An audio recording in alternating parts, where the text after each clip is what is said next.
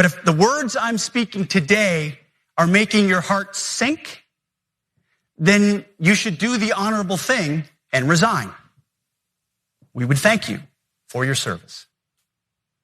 But I suspect, I know, the overwhelming majority of you feel the opposite. These words make your hearts full.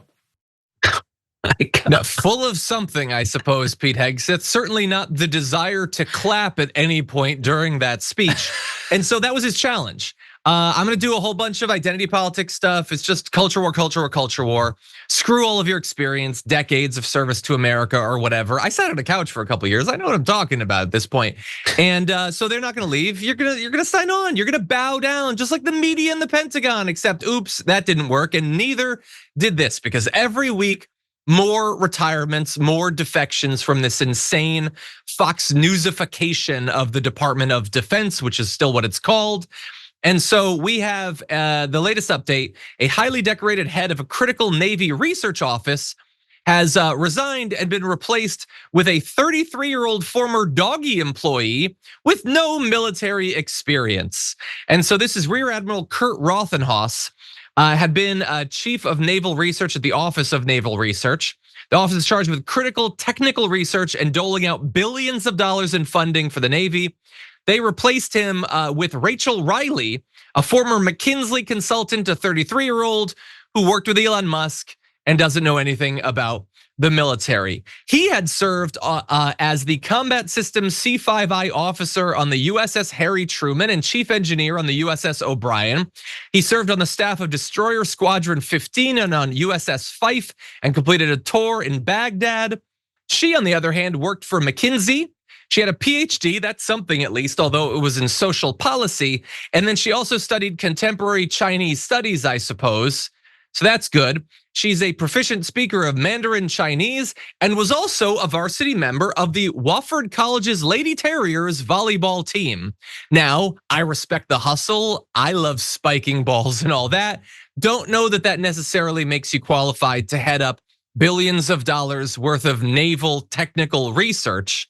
But that's what we got. You take the people with the actual experience who don't want to either murder random fishermen in the Caribbean or don't believe that the entire purpose of the Department of Defense is discriminating against fat people or those with beards.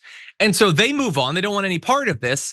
And then they just put hacks and toadies and loyalists and Elon Musk, cultists or whatever, into these incredibly important positions.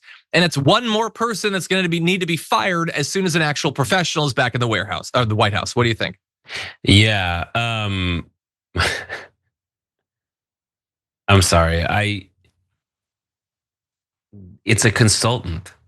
That's what McKinsey is. They're consultants. Yeah. He hired a consultant. No human being who works on who works in a manufacturing, military or anything. No human being. Like lawyers and consultants are the two main villains in modern business.